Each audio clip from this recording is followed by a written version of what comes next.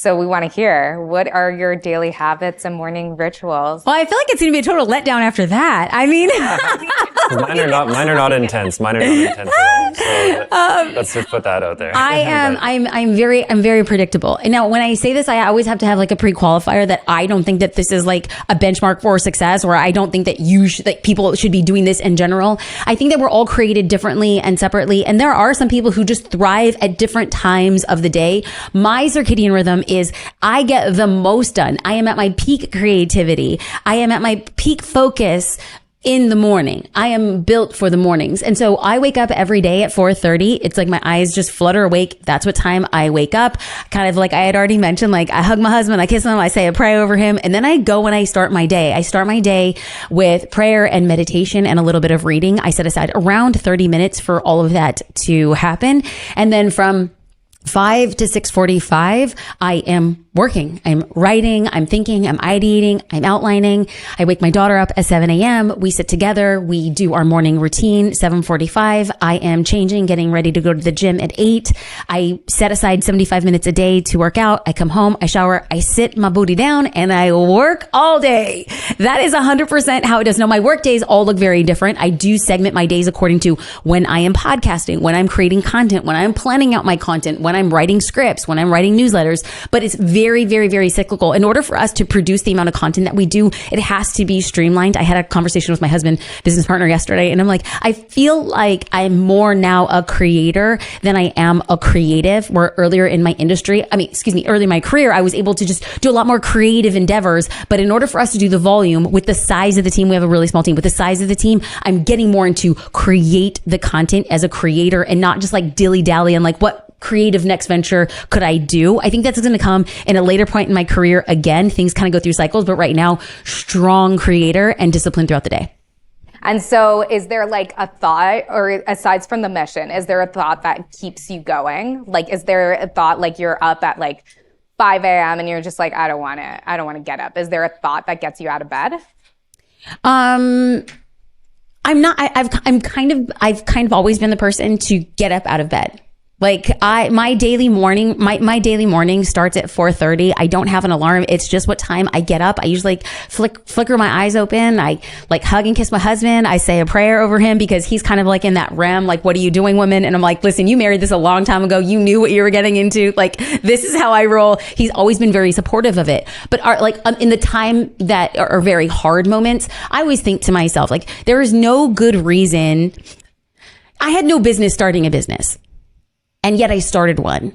And I have found ways to create and make and sustain multiple 7-figure revenue streams. And while that may or may not be the case for everybody else, I strongly believe that every single business owner, once armed with what they know how to do, and once armed with the marketing, and once armed with the discipline, and once armed with the consistency, that they too can build a 6-figure revenue stream. I believe that with every fiber in my bones. Can you deliver on the promise that you are making? Can you sustain those customer relationships? Because if then, I believe hands down, you can create a 6-figure revenue stream. And in America, if you are creating a 6-figure revenue stream, you are in the 1% of the 1%. And I think to myself, as a person who received government issued food and substances, I went to college on the back of government aid. I was the recipient of people's benevolence and taxpayers' money for me to go back and give back to a community. I think to myself that my business has become a passport for me to move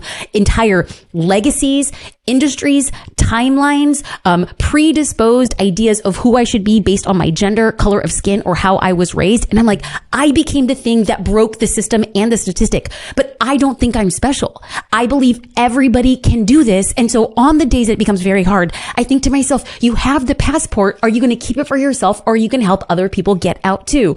On the days that are the darkest, I always think to myself, can you help one person get a passport today? And that's the thing that continues to keep me pushing forward.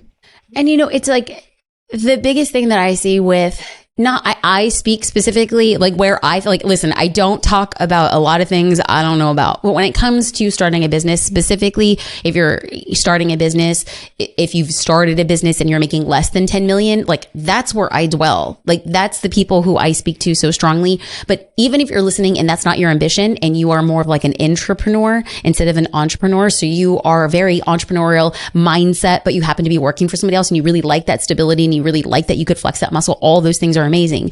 But we all face a particular narrative, regardless if it's professional or personal, because if you decide that you want to run a marathon, oftentimes the person who stops you from running the marathon is nobody else but you. If you want to start a business, the person who's stopping you is nobody else but you. If you decide to run the marathon, somebody's gonna have an opinion of you while they're sitting on their couch, no less. They will have an opinion that you decided to run the marathon or you didn't decide to run the marathon. While somebody is sitting on their couch behind their keyboard, they're going to have an opinion of you starting a business or not starting a business. The fact of the matter remains, are you going to let somebody else's opinion dictate what you are going to do in your life and the reason you were put on this earth? Oftentimes, the person who stops ourselves from doing other things while we would like to point at other people because they have an opinion, it is actually us. We choose to believe, listen, adhere to somebody else's opinions, but somebody else's opinion of us doesn't pay our bills. The person who has an opinion about what it is you're doing was most likely never going to become a customer. So all of a sudden, somebody who was never going to buy or support the thing that we were going to do, be it passing out Gatorade on the marathon or by becoming a paying customer, they were never going to be that person. Yet those are the people who we let stop us doing from the very thing that we do. We stop ourselves when what we need to say is not everyone will be for us or about us. Do you accept the terms of that? And if you say yes, then do the dang thing and do it to the best of your ability. What's next for you? In 2023, the goal would be to give back to the community. I just want to over-index. I want to spend a full year of just creating content that I wish I had, not when I started my career, but when things really ramped up in my career. I've spent a really long time really serving like that newish beginning entrepreneur, like the mindset to get out and to start and to continue showing up. And like who I think I really can have big results would be for a 6-figure entrepreneur, like really gunning for their 7-figure business or multiple 7-figure business. And for me, all I want to do is just experiment in that zone. I want to create content I want to create the content I wish I had when I was at that point. So that's 100% where our index is for all of 2023. And it makes me really excited. Do you have a quote that you live your life by or think about often? It changes all the time. I'm a big believer in like post-it notes. But the recent mantra that for me that I've really focused on is what is meant for me will find me. And oftentimes I think as an entrepreneur, it's easy to look around. I mean, I would 100% admit that you look around and you're like, man, when is my time for that? Or why have I not gotten that? Or I feel like I'm showing up and applying and it's not working the way that I want. And I think to myself, I'm always reminded that what is meant for me will find me. And if something else finds somebody else, my entire objective, and I mean this with all sincerity, is to clap that person up with so much happiness, understanding that when my time comes, it was perfectly suited for what I needed at that time. And I'm going to want other people to support me in the same way that I am supporting other people.